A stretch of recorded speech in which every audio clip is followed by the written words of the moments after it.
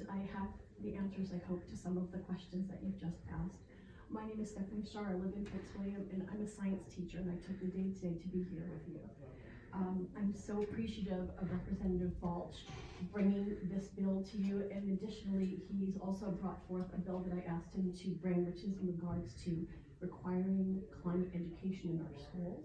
So they are related, and therefore, this is actually quite separate, obviously connected with, but separate from Earth.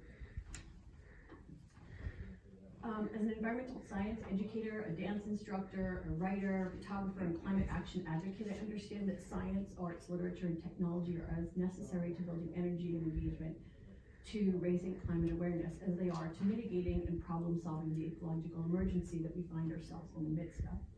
As a climate activist promoting increased renewable energy, clean air, water, safe food, healthy wildlife habitats, and a livable planet for the future, I attend workshops, conferences, summits, and try to remain relevant and well-informed.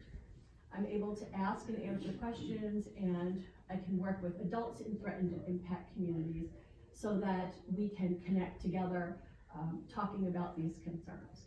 As a high school science environmental teacher of sophomores, juniors, and seniors, I could offer primary research to students and allow them to draw their own conclusions and answer their questions frankly. Currently, I'm a middle school science teacher.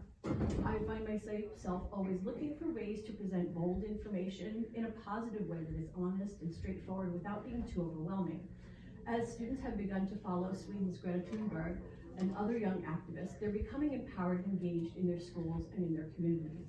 These youth are already helping to guide our communities, and as adults will have the opportunity to sit where you do now.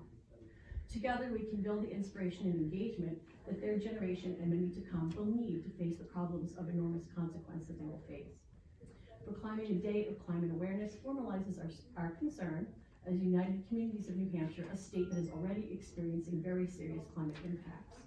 Our shores are part of the Gulf of Maine, the waters of which are warming faster than any other place on the planet. The fishing industry is being impacted by lobster that are moving north, trying to survive in cooler waters, declining shrimp, cod, and other marine species. Tourism is essential to the strong economy in our scenic New Hampshire. Snows, bear, loons, whales, maple trees, and maple syrup are all in decline and are a threat to our economic stability. We are watching our scenic state change before our very eyes. Can declaring a Climate Awareness Day really be meaningful? The first to respond to that day, the responding to that day requires that we proclaim that a healthy future should be embraced by educators and young people as well as our legislators. This makes a concern official, and it tells our youth that we acknowledge their concerns and that we're willing to listen and learn. It is our youth that actually teach the elders, not the other way around. And that's what we need when it comes to embracing change. That's what really drove renewable energy and that discussion with parents. And it definitely was what helped us to move to recycling. Students came home to their parents and said, hey, I learned about this at school, and this is what we need to be doing at home. Across the nation and planet, schools are going solar. They have wind turbines, rain and rooftop gardens. They teach sustainable farming and teach problem solving through student-led design inventions. October 1st was chosen as the date for Climate Awareness Day because it is towards the beginning of the school year and at a time when we're visually aware of the beauty that surrounds us in a palette of autumn tones. The maple tree that we revere for its color and the sweetness it brings to our springs is a symbol of our changing environment. Today, I ask for you to remember that science is not political. Policy that supports health, safety, and future generations is just good business for New Hampshire.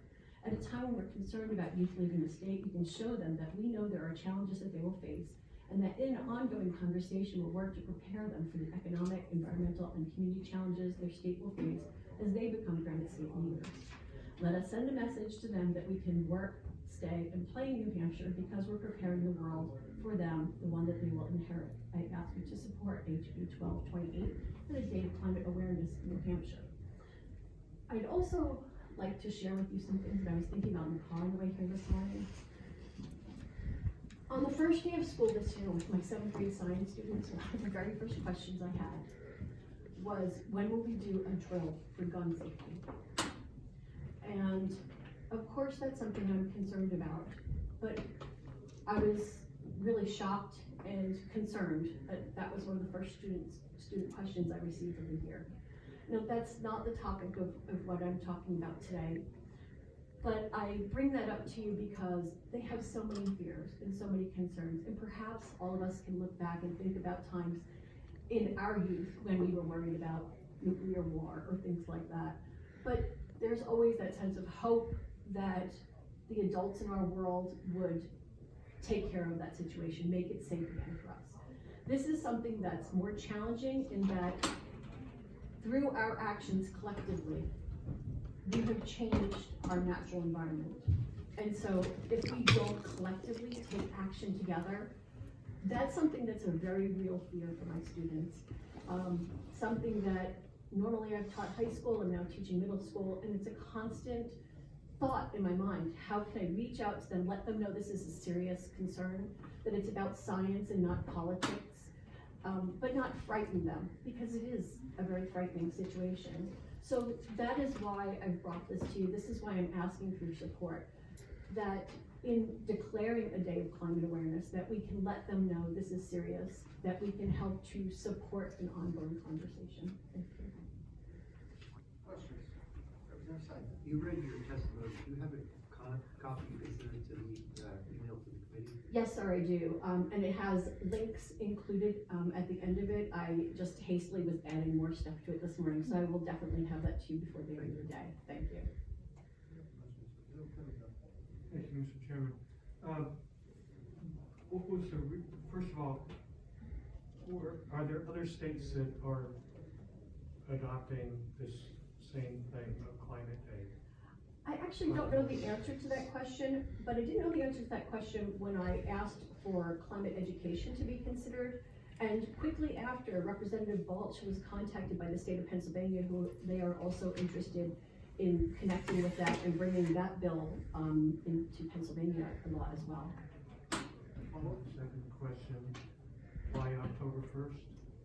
Again, it's the beginning of the school year where there's a lot of good energy about what's going on, and personally, I like to try to find a thread of something to talk about. Often school issues can go from topic to topic, and I like to find some kind of a thread that we can talk about throughout the year. I usually use water, and I thought if we start out the school year by talking about the changes that are going on as we see them in front of us, that's something in the fall we can be talking about the maple trees, and bring it to the spring right now where maple syrup is happening. And the Sierra Club for the past few years has been having a March conference day where they talk about the impacts to the climate syrup business and to the trees, and have experts in the field attend that day. And so I just thought it was a nice way to connect and to start the year. Thank you. Thank you. Questions? Representative Schmidt.